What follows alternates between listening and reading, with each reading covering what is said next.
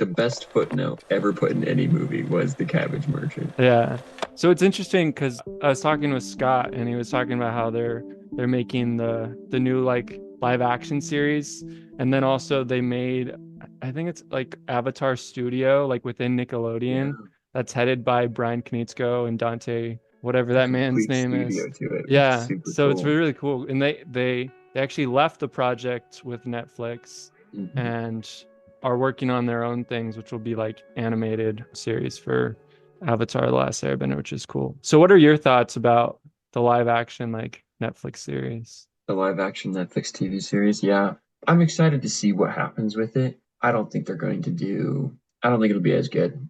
It'll be disappointing in my mind. Yeah. But I mean, that's just me, like, haven't seen it yet, don't know much about it. But the most of the reason why is because Avatar's art style is very like animated. Like you can do a lot of damage to somebody without actually like hurting them, right? Like Aang gets hit by like fire and all this different stuff and never really takes like collateral damage of like breaking a bone or anything. And you really can't, like, there's just not a good way to do that with like throwing these huge rocks, right? Like that's be kind of unlikely to happen, but doable, right? So you can do that, but you also just don't get the like emotional range, which is really what makes Avatar Avatar, right? Like Sokka being so funny and having like just the range of expression that he does.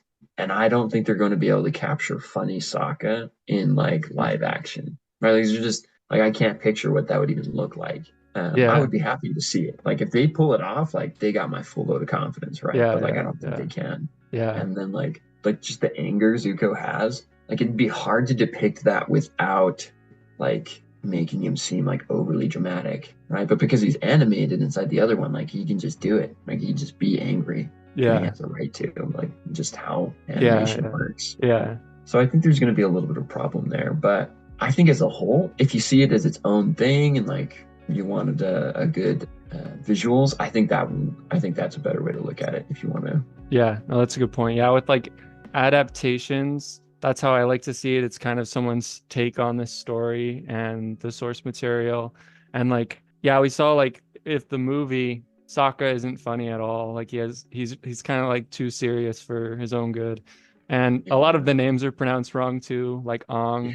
And I think Yeah, it's like I Uncle think they were trying to be Iroh. culturally inclusive, and then like everyone was like, "You realize that was made by white people, right?" Yeah, yeah, Like, yeah, yeah, those yeah. were- But it's also interesting, like you said, the idea of things that work in an animated medium that like don't translate or won't read as well in a live action medium. You have to like take that into context. And yeah, they came out with the trailer for the show, and really. yeah, it looks pretty cool. The casting is definitely really good. Like the actor for Iroh like definitely matches like that feel that Iroh has, and Zuko, the main casting like Zuko, Iroh, Katara, Aang, Sokka is all really good. And why can't I remember what her name is? The Either, Kyoshi warrior. yeah, Suki. Yeah, Suki. Yeah, yeah, yeah. Which we didn't talk a lot about Kyoshi warriors, but that's a really cool thing. And like the non-benders throughout the story, but how they're still like super powerful. Like Aang, or sorry, not Aang, like Sokka just hanging in there with his sword. Like he does no bending, but he's really good. And then like the Kyoshi warriors. And interestingly enough, Ty Lee, Oh yeah. one of what's her name's friends, not really friends, but kind of coworkers, she doesn't bend in the entire thing. She's actually supposed to be, I think, part of the air nomad nations. Like that technique was a non-bender air nomad Yeah, yeah, technique. yeah, And yeah. then they just became friends and went to the same school or whatever. And yeah, so that's an interesting thing to see too. Yeah, like Azula's friends. And then there's also those archers in the episode where Aang gets like captured, Yeah. who are like super when he's getting the frogs, like the frozen frogs in the swamp and Yeah, they're that's a shooting good at him, like episode. they are super accurate. Like, Insanely, yeah. yeah. I'm like they should have used them more if they wanted to win. Yeah, But that's a cool thing too with Zuko and like the blue mask and you really see this different side to Zuko. So, yeah. I do That's agree. I think it's still interesting because they keep a interesting balance between the two that they could really only hold in a cartoon, right? Like if you got smashed with a pillar of rock, like hit with one of those, it'd break ribs, you'd be out, right? Like there's like not a lot you can do. But at the same time, like an arrow to the chest does the same thing it would to an earthbender as it would a non-bender, Yeah. right? Like the only difference is armor, right? Like Yeah, yeah, how yeah. much protection you actually can have. Obviously, that kind of equalizes with the water benders and their healing. That's Like, true. but it's not like you can really like Katara never really heals herself much, right? Like a little bit of Yeah. hand burning, a little bit of little things here and there, but like an arrow to the chest, like I don't know if a water bender could like heal themselves from that. Yeah. Yeah. It's like it's interesting because their healing is often like towards other people, like to help other people. And like Toph actually in Legend of Korra actually uses those like water healing techniques that Katara used to like take the poison out of Korra, like because it's like this metal-based poison. So that was a really cool thing to see, like the integration of all the different bending techniques and stuff. I think it would Yeah. be really cool to, with the live action series, I'm hoping like it'll be something cool to watch. Cinematically, it looks really awesome and like a lot of the world building and just kind of the visual look of things looks really cool. But yeah, you just got to do it right. I thought it'd be cool if they would show like different people's sides of things, like maybe Jet and some more of his life and stuff. I think that could be cool to see. Just like I don't think trying to just adapt the script exactly like the same episodes would be worth it. Like I hope that that if it does well, that it also adds some depth to the story as well. Different perspective, maybe. Yeah. That could be a good idea, a good way to deal around it. Jet's another really good non-bender now that I think about it. But yeah, I agree. I think like continuing exactly as it is going to be pretty rough. I don't know if they can really do that well, even inside the animated series that they're making, right? Not Yeah, just the live yeah, yeah. action. But I do think some alternative perspective, like some new faces doing new things would be really good. I think something that hasn't really been discussed, but I think would be really cool for them to do would be to do like almost a like an inverse Avatar Last Airbender, right? Where like the Avatar is actually like, no, I'm gonna take over the world. Like that's the best thing for the world is for the Avatar to be in charge. And then to have to go and gather all of the greatest benders from each thing to take on the Avatar and like they're like, well, we don't really want to kill him, but we do need the next avatar, and like how Yeah, they yeah. figure out that moral, because obviously they can't bend his powers away. Like that'd be dumb. Yeah, yeah, because So like how to yeah, well, that's a good point. imprison that, how to take care of that. And then it's also like the avatar, right? Like you're gathering people to do something that needs to be done. It's kind of altruistic and it's a really powerful opponent. And it also kind of shows that like the avatar's not all powerful, right? That it could be taken away. Yeah, yeah, no, that's a good point. Yeah, because there's this huge line of avatars that came before Aang that there's a lot of stories that can be explored there. And you saw a little bit of them, like there's like that surfing avatar guy, and then there's Yeah. Kyoshi, and but yeah, it would be cool to see some more of the different stories behind that, and also how like the nations looked back then and stuff. And it's interesting with Avatar: The Last Airbender because I saw a thing where they were talking about without Appa, like the story doesn't really happen because they couldn't travel as fast as they did, like across the world and stuff Yeah. because they travel across a whole globe, like a whole planet to different Several nations and times. stuff. And Yeah. yeah, several times. Yeah. And then you have the episode with Guru Patik, which I think is really cool, where Aang goes basically all the way back from where he was at and has this like basically spiritual like experience of Yeah. The Zen like moment. Yeah. yeah, meditation and kind of figuring out how he's going to do what he needs to do, which I think is really cool. And there's the battle with Ozai, of course, which is super epic and super cool. Yeah. Just I all the love the dip. balance between the two, where like he like takes time to like do these like chakra opening things, like kind of like a more magic side, not really magic, but I mean like a cultural kind of thing for Mhm. the series. And then you just like get these moments where it's like a bad apple fight where like people are just Yeah, going yeah, ham, which yeah, is just so cool with like the bending that they do and seeing the avatar like bend all four elements and like still struggling to fight somebody who's really good at bending. yeah, Like, and then like that whole scene where he's bending the powers themselves, those are all super good scenes. yeah. They're like all rotating around him and stuff. Yeah, that's Yeah. cool. Yeah, with new animated series, I've heard people really want to see like kind of what happened between Legend of Korra and Avatar: The Last Airbender, like seeing a slightly older Aang and everyone, especially Sokka. I think he really it's really sad. You really hear nothing about him in Legend of Korra. You kind of see him in like a flashback, but he died somehow, and it's like, wait, what? So I think Yeah. it would be really cool to see some more. And I guess like since the voice actors for those characters are older now, they could possibly just have the same voice actors like do the characters, which I do agree. Yeah, I think that'd be really cool to see. I also think Sokka is kind of the cornerstone for the vibes during the whole thing, right? Like the natural vibes of Avatar are very funny, like very Sokka based, right? Like he's there from the beginning to the end, and like he keeps the flow of like up lighthearted stuff, right? 'Cause Avatar: Last Airbender goes over some rough stuff, right? Like some super messed up family life yeah.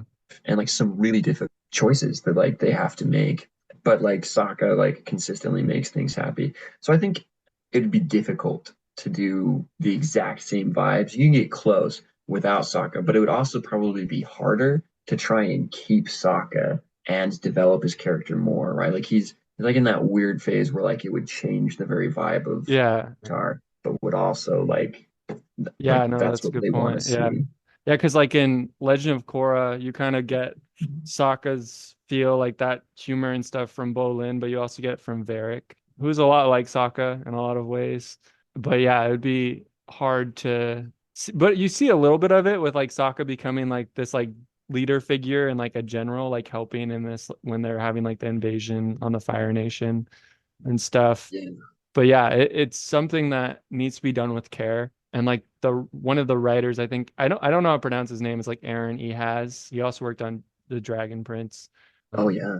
but yeah, so I think all of those three guys coming together and just putting a lot of care into the story, and that's why I think it's good actually that it's taking them a little bit of time. Like some people really want something now, but I think it's good to wait it out, like give them the time to work on what they need to.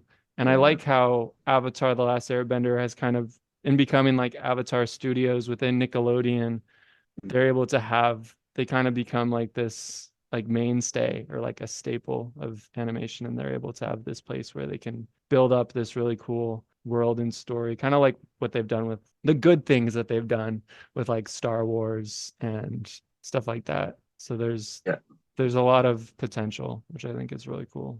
I So do agree. I think the potential is always there, right? Like Avatar is just such a good idea, like being able to move the elements and like just the animals themselves, like all super cool ideas. And I think you could do a lot with that world. But I mean, they just set the bar really high with like the whole Avatar series. Like they did a really good job on that. Continuing, I can see why it took them a long time to decide that they were going to like continue Avatar. Because like, how do you top that, right? Like continuing from there is going to be a lot of work, but I hope they do it well, right? Like, and then so I can accept the long wait so long as like you can tell that they've put in the work for it, right? Like, if it takes them 6 years to put it out and they're like, all right, basically Avatar 2.0, and you're like, nah, man, like that wasn't yeah, cool, yeah, yeah, then like I would be upset. But I yeah, think they're really doing some good stuff. yeah. Apparently they are going to go back and do like some Kyoshi and like that surfer dude and watch some of those as well. But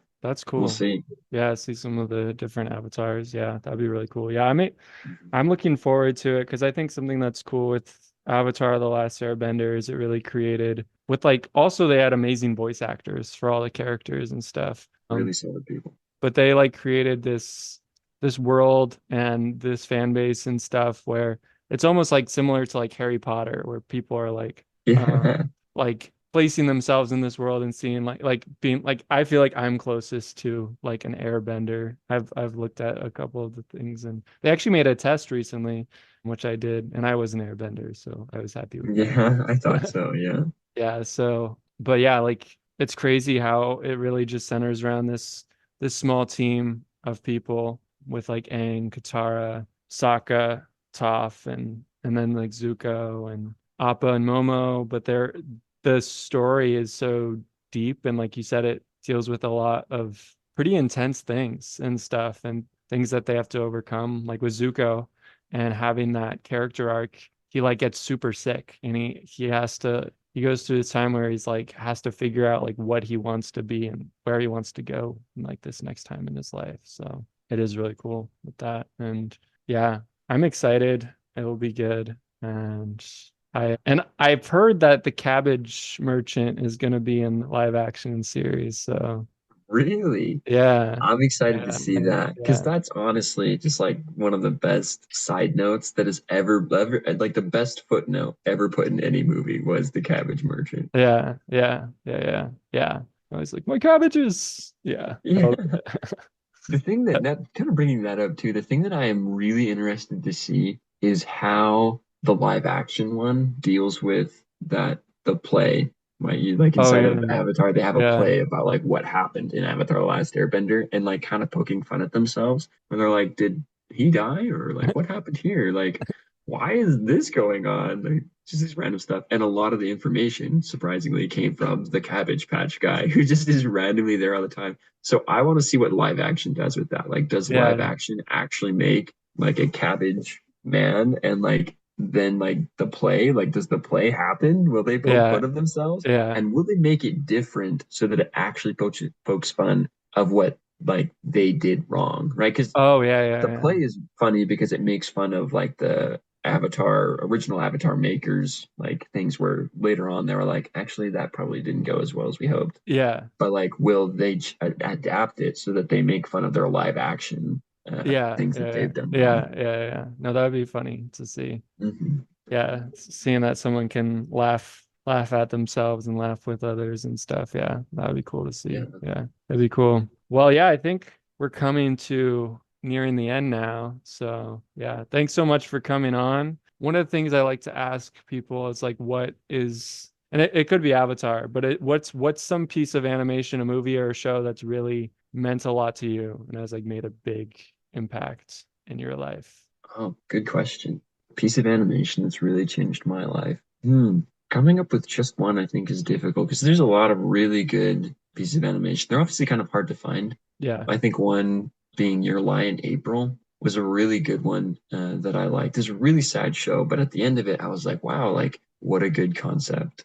And I obviously won't get into it because it's kind of a long thing. But if anyone wants to watch it, it's really good. And then Avatar as well, I think was a good one.